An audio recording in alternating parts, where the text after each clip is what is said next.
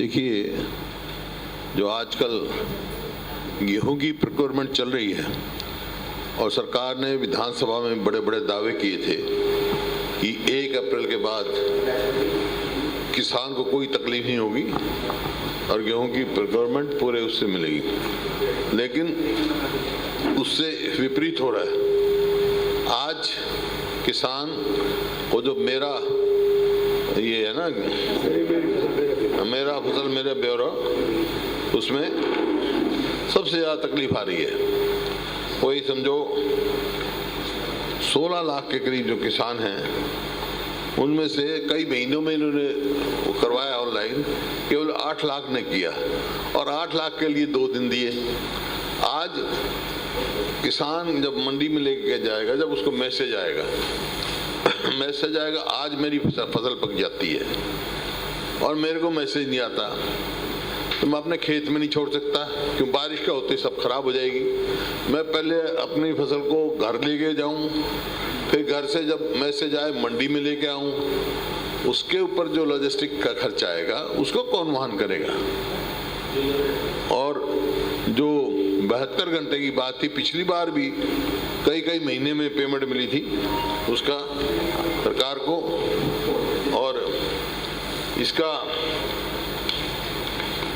गिरदावरी वगैरह जो है हुई नहीं। पहले 50% जो है लोग वो नहीं हुआ, अब 50% लोग किसान कहाँ जाएंगे जिन्होंने अपना वो नहीं किया। डिलेड गिरदावरी की वजह से उन्होंने नहीं कराया। और जो ये आपका बैंडविड्थ है और वेबसाइट लो बैंडविड्थ जो है, वो 16 लाख फार्मर्स का लोड ही लेने के लिए नहीं है बना। तो इस प्रकार से उसको बड़ी भारी दिक्कत हो रही है किसान को।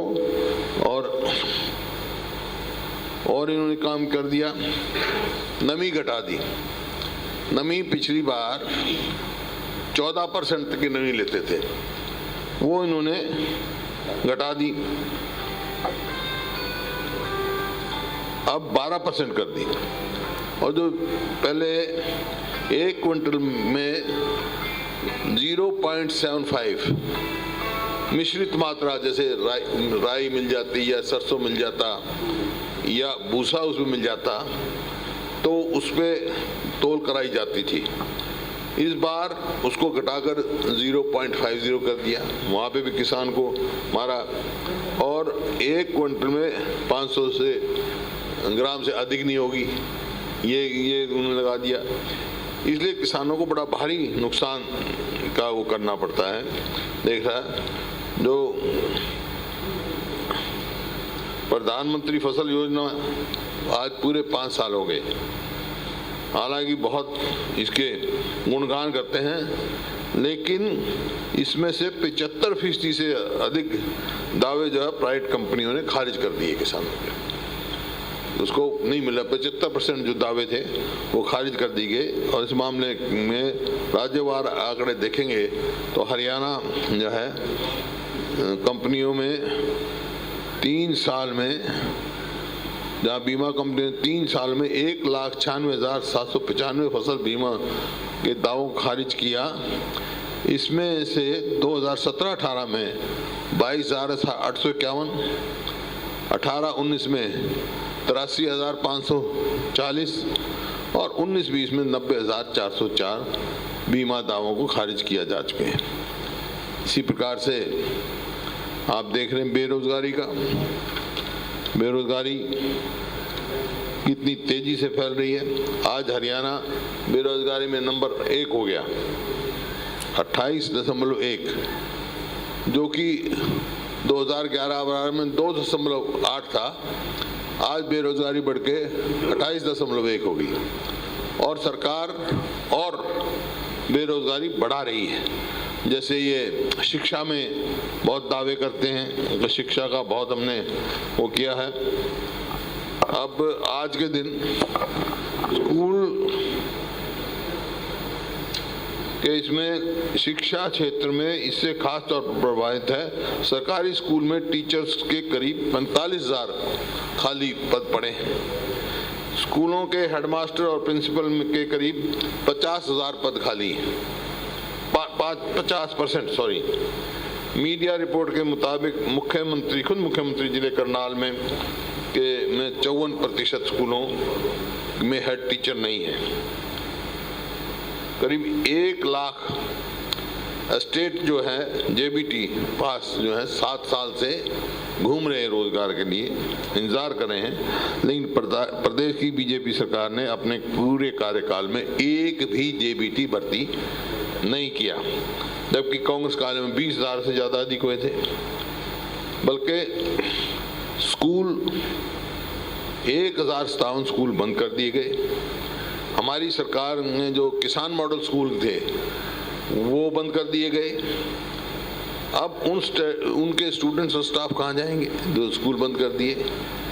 इसी प्रकार से डाइट जो ट्रेनिंग देती है टीचर्स को जेबीटी और डीएड में दाखिले, वो सरकारी उस पर डाइट बंद कर दी गई। इसका नतीजा ये है कि जो 5,000 फीस थी, आज 1-1 लाख रुपया लेके वो जेबीटी की ट्रेनिंग दे रहे हैं। प्राइवेट संस्थाएं चल रही हैं, वो लूट मचा रहे हैं, बड़ी बड़ी फीसें लेते हैं, लेकिन खुद की सरकार ने डाइट ही बंद कर दी। 4,000 प्ले स्कूल जो इन्होंने कहा, हर बारी ये कहते हैं, घोषणा करते हैं, वो भ्रमित करते हैं, क्योंकि 1135 आंगनवाड़ी केंद्रों को ही प्ले स्कूल में बदला गया और कोई मतलब उसमें काम नहीं किया गया। इसी प्रकार से 136 मॉडल संस्कृत स्कूल खोलने का दावा है, जबकि पहले से जो मौजूदा सीनियर सेकेंडरी स्कूल हैं उनको ही कन्वर्ट किया गया है। कोई नया एक बिल्डिंग नहीं लगाई, कोई नया स्टाफ भर्ती नहीं किया स्कूलों के लिए, नए टीचर भर्ती नहीं किए, हेडमास्टर भर्ती नहीं किए, स्कूलों में कोई नई भर्ती नहीं की गई। और इंस्टीट्यूट जो था प्रारंभ के नाम से इंस्टीट्यूट जो झज्जर में था, सरकार ने 2013 में शुरुआत की थी, लेकिन इस सरकार ने आज तक इमारत ही नहीं बनाई उसकी, जो कि बहुत ज़रूरी है शिक्षा को आगे बढ़ाने के लिए। राइस स्पोर्ट्स यूनिवर्सिटी का तो आपको पता ही, बिल सरकार ने वापस लिया, जबकि सबसे पहले उनका ये ऐलान था राइस स्पोर्ट्स स्कूल बनाएंगे। और हमने पिछड़े जो एजुकेशनली बैकवर्ड ब्लॉक थे 36 ब्लॉकों में आरोही स्कूल बनाने का काम किया था, लेकिन मौजूदा सरकार ने कोई भी नया स्कूल नहीं खोला और पहले से चल रहे स्कूल में भी स्टाफ की कमी वो झेल रहे हैं। ये आपके सामने एजुकेशन का है। इसी प्रकार स्वास्थ्य का आप देखेंगे, स्वास्थ्य में 56% डॉक्टरों की कमी, 56% पद खाली हैं। आज भिवानी में जुलाई 2017 में खुद मुख्यमंत्री ने बताया था कि 27,000 डॉक्टरों की जरूरत है, लेकिन वर्तमान में सिर्फ आज 12,000 डॉक्टर रह गए। तो 56% जो हैं वो डॉक्टरों की वैकेंसी खाली हैं। सरकार से हम बार बार पूछते हैं, भाई कितने डॉक्टर भर्ती किए तुमने, कितने नए मेडिकल कॉलेज बनाए हैं, जबकि सरकार बनी आज से 7 साल पहले आपका वायदा था कि हर जिले में हम एक मेडिकल कॉलेज बनाएंगे, तो आज तक कितने बने हैं।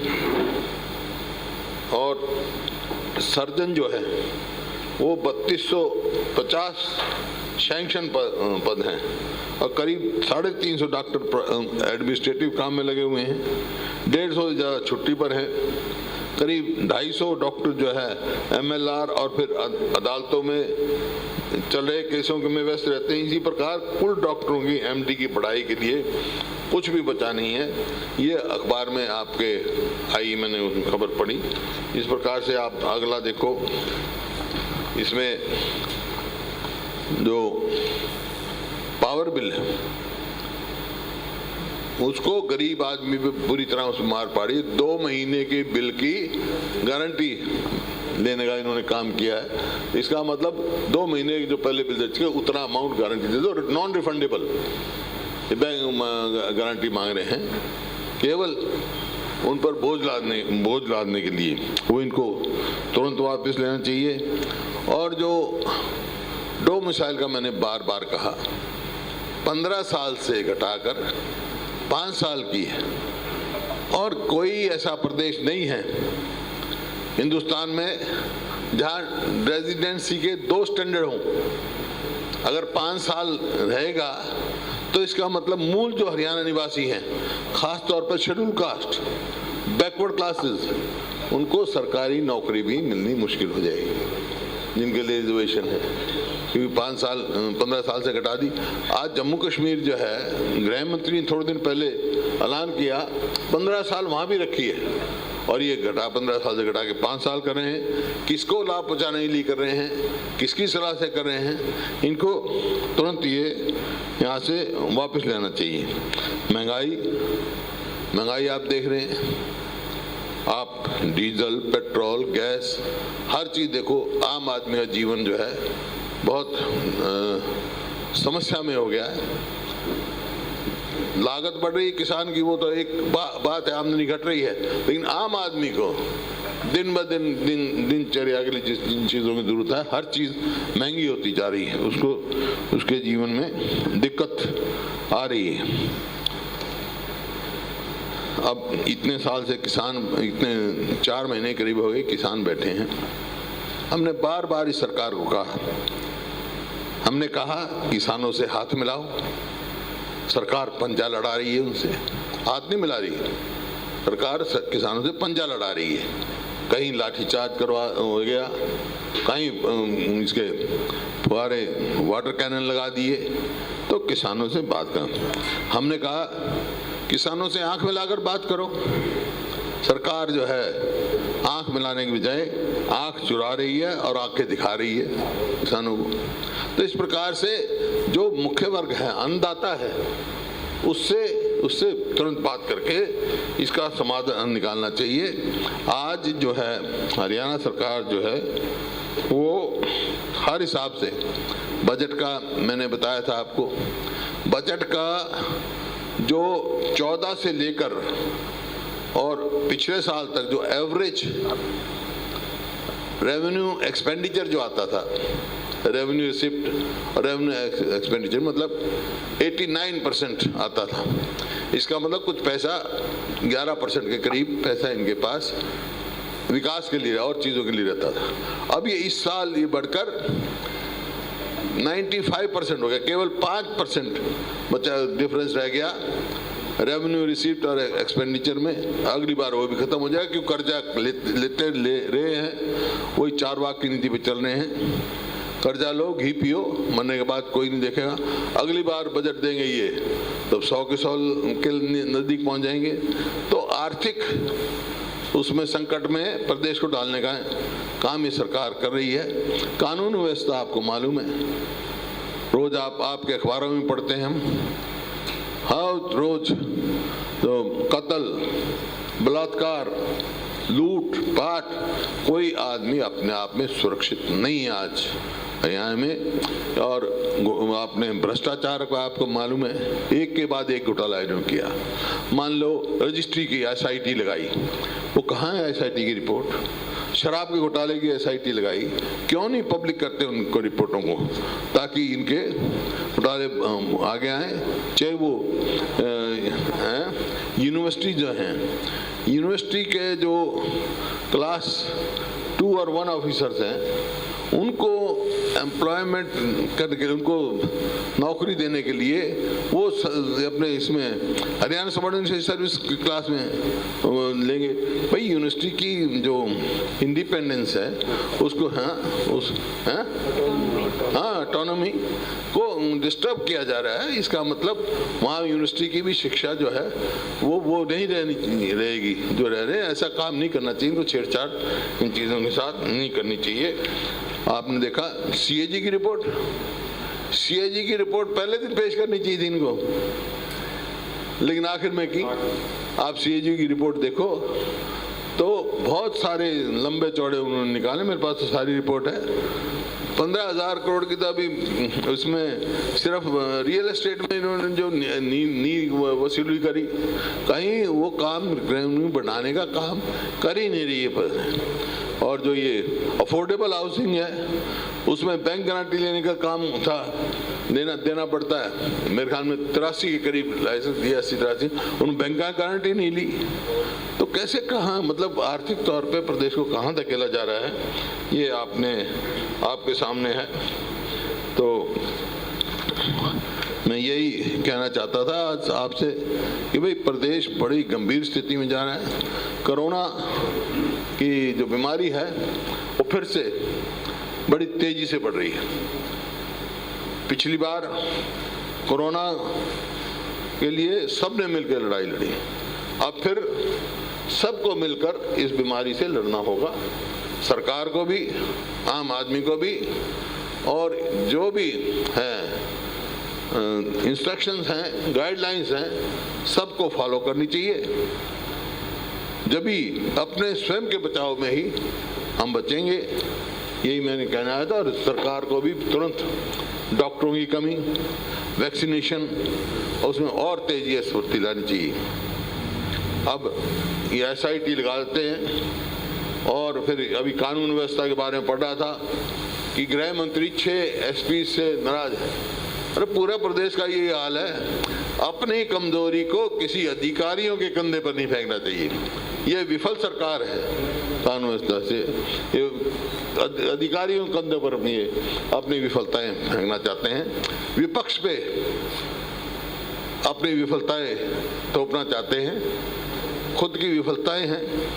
आज जो परिस्थिति है, मैं इस बात को नहीं कहता हूं अच्छी परिस्थिति नहीं है, लेकिन जिस प्रकार से कोई मंत्री या वो जा रहे हैं, जो जिस प्रकार से उनको मिल रहा है, आज खुद सरकार को आत्मअध्ययन करना चाहिए कि भाई ऐसा परिस्थिति क्यों हुई, क्यों लोगों के साथ हाथ क्यों नहीं बढ़ा के चलते। ये उन लोगों ने चुनी है सरकार जो 2 साल पहले 10 की 10 सीट जिस पार्टी की आई हूं, आज वो सरकार JJP और BJP की सरकार हरियाणा में केवल विश्वास नहीं,